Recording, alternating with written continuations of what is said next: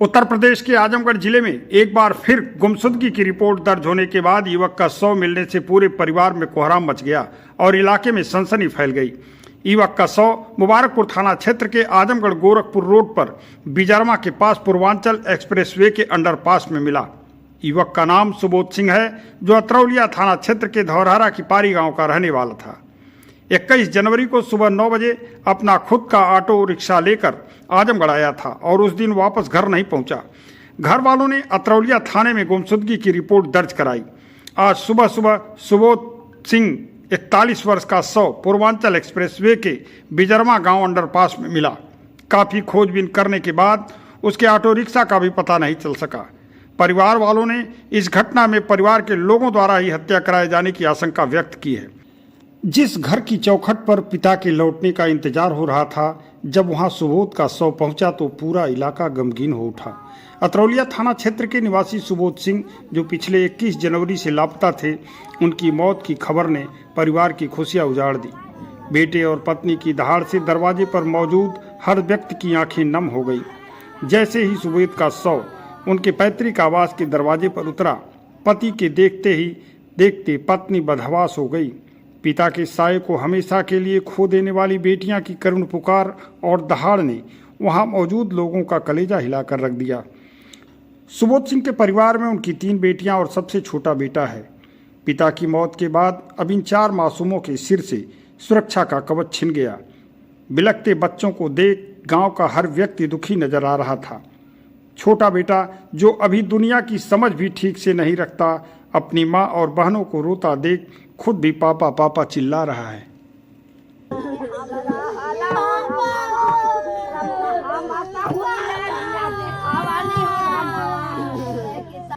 सुबोध सिंह के परिवार में 3 बेटी 1 बेटा है। उनकी मौत के बाद पूरे परिवार में सन्नाटा पसरा हुआ है। मौत की सूचना मिलने के बाद उनके परिजन अतरौलिया से बिजरमा पहुंचे, जहां पर उनका शव बरामद हुआ था। सूचना मिलते ही मुबारकपुर थाने की पुलिस टीम भी मौके पर पहुंच गई। पुलिस ने शव को कब्जे में लिया और पोस्टमार्टम के लिए भेज दिया। परिवार में उनकी पत्नी और बेटे ने रोते बिलखते हुए क्या कहा, सुनिए आप उनकी बात। हमारा नाम सोम प्रताप सिंह है। कहाँ के रहने वाले? हम धौरहरा के रहने वाले हैं। क्या हुआ था? हमारे पापा सुबह 9 बजे घर से निकले, फिर वो गए आजमगढ़ से फिर उन्हें सवारी मिली जौनपुर उधर की, तो जौनपुर की जीयनपुर की, तो फिर जीयनपुर से वो गए वहाँ पर। फिर उन्होंने एक बार फोन मिलाया, तब घर पर सबसे बात करें। ऐसे बात हुई आप लोगों की? उनकी आखिरी कॉल दीदी हमारी बात की थी 5:50 पर। किस दिन? 21 तारीख को। फिर क्या हुआ? आखिरी कॉल थी और उसमें जैसे लग रहा था उन्हें कोई ज्यादा लोग उन्हें धमकाए हैं। मुझे लग रहा था रोवाइन हुए हैं पूरा। और उनको सर कुछ कहे नहीं, बस दीदी पूछा ही कहाँ है, तो कह रहे हैं जौनपुर जीयनपुर कह रहा है जीयनपुर। फिर उन्होंने कहा, फिर उन्होंने पूछा, बार पूछा, और जैसे रूम में सवारी वो पूछी, पापा आप कहाँ पर हैं?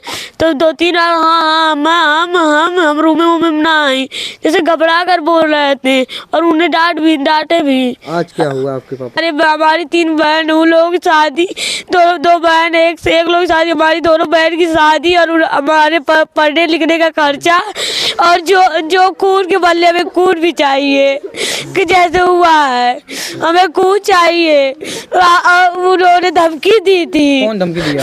वो जो हमारी चाचा सुशील सिंह।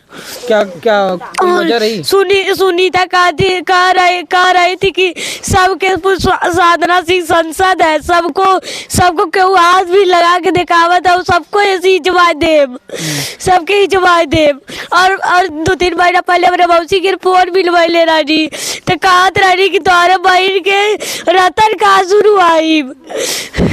वहाँ बूढ़नपुर से आजमगढ़ गए थे, बोल रहे थे हम जीयनपुर जा रहे हैं। जीयनपुर से भाड़ा मिल गया, वो सब मिल गए। बुढ़नपुर बोले भाड़ा बोलने नहीं देते रहे थे, वो धमकी दे रहे थे। कौन लोग? वो लोग कौन था? बबलू सिंह है। कहाँ के रहने वाले? ऑफिसपुर के हैं।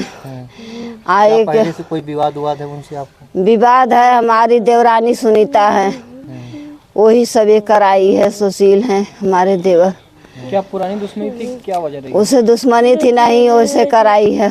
कोई दुश्मनी थी नहीं। आपके पति क्या करते थे? हमारे पति ऑटो चलाते थे, ऑटो लेके गए, ऑटो भी गुम हो गया, वो भी गुम हो गए। तो आप लोग कब पता चला कि ऐसे हुआ? हमें 10 बजे रात का पता चला कि हमें नहीं मिल रहे हैं, खोज रहे हैं। उतनी टाइम हम भाग के गए वहाँ। सर पहले पुलिस को फोन मिला, पुलिस वहाँ भाग के गए, फिर पुलिस को फोन मिलाए। 100 नंबर आई, लेकिन कुछ हमके हेल्प नहीं दी। 100 नंबर बोले कि सुबह आना, कि सुबह आना। हम बोले हमारे 3 लड़कियां हैं, 1 लड़के हैं हमारे, और आगे पीछे कोई नहीं है। हम इसे कहाँ लेके जाएं? हम कौन हमारा भार उठाएगा? बताइए कि खून के बदला हमें खून दे। आजमगढ़ जिले में एक सप्ताह के अंदर गुमशुदगी की रिपोर्ट दर्ज होने के बाद लगातार 2 हत्याओं ने पुलिस की कार्यप्रणाली पर सवाल खड़े कर दिए हैं।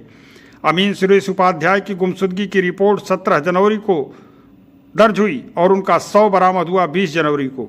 इसी तरह अतरौलिया थाना क्षेत्र में ऑटो मालिक व चालक सुबोध सिंह की गुमशुदगी की रिपोर्ट दर्ज हुई 21 जनवरी को और आजमगढ़ आज यानी 23 जनवरी को उनका शव बरामद हुआ। उनके परिवार वाले भी अपने ही लोगों पर हत्या का आरोप लगा रहे हैं। फिलहाल अभी इन दोनों लोगों की मौत का कोई रहस्य उजागर नहीं हुआ है। अमीन सुरेश उपाध्याय की मौत के बाद परिजनों ने हत्या का आरोप लगाते हुए 3 लोगों के खिलाफ मुकदमा दर्ज कराया है। हालांकि अभी इस मामले में कोई मुकदमा दर्ज नहीं हुआ है। फिर सुनिए सुबोध सिंह की मौत के बाद आजमगढ़ पुलिस अधीक्षक नगर मधुबन कुमार सिंह ने क्या कहा। आजमगढ़ पुलिस अधीक्षक नगर मधुबन कुमार सिंह ने क्या कहा। थाना मुबारकपुर के बिजरवा पुलिया के पास का है। सुबोध सिंह पुत्र शैलेंद्र सिंह उम्र 41 वर्ष, जो धौरारा थाना अतरौलिया के निवासी थे और जो 20 तारीख को अपने घर से ऑटो लेकर निकले थे। इस संबंध में इनकी गुमशुदगी थाना अतरौलिया पर दर्ज की गई थी। आज इनका शव प्राप्त हुआ है। मौके पर वरिष्ठ अधिकारियों द्वारा निरीक्षण घटनास्थल किया गया है।